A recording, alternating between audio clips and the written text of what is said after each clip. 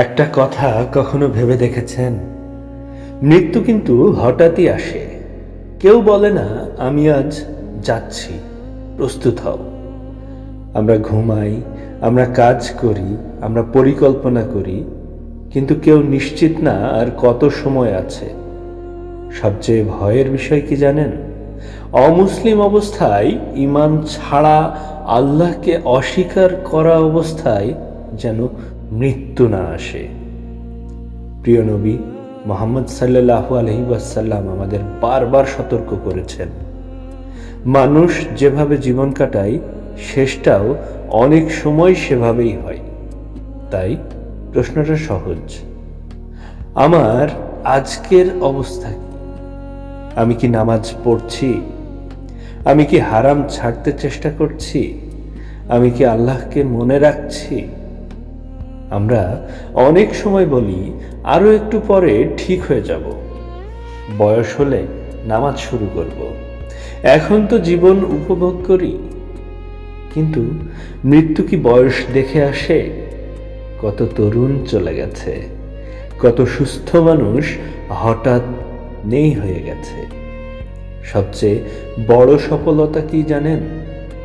ধনী হয়ে মারা যাওয়া না, বিখ্যাত হয়ে মারা যাওয়া না, বরং ঈমান নিয়ে মারা যাওয়া।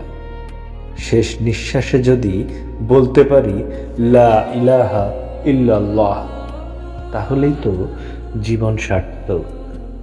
আল্লাহ কাউকে জোর করে জান্নাতে নেবেন না, কিন্তু তিনি দরজা খুলে রেখেছেন।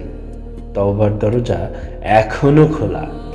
আজ যদি আপনি দূরে থাকেন, ফিরে আসুন।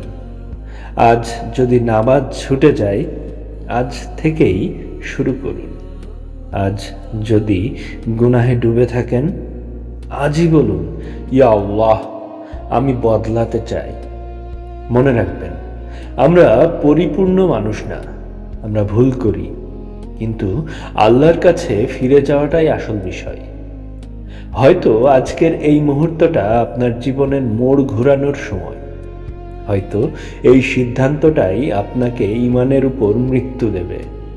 আসুন আমরা প্রতিদিন আল্লাহর কাছে দোয়া করি, হে আল্লাহ, আমাদের ঈমানের উপর জীবিত রাখুন, ঈমানের উপর মৃত্যু দিন, আর ঈমানের উপরই কিয়ামতের দিন ওঠান।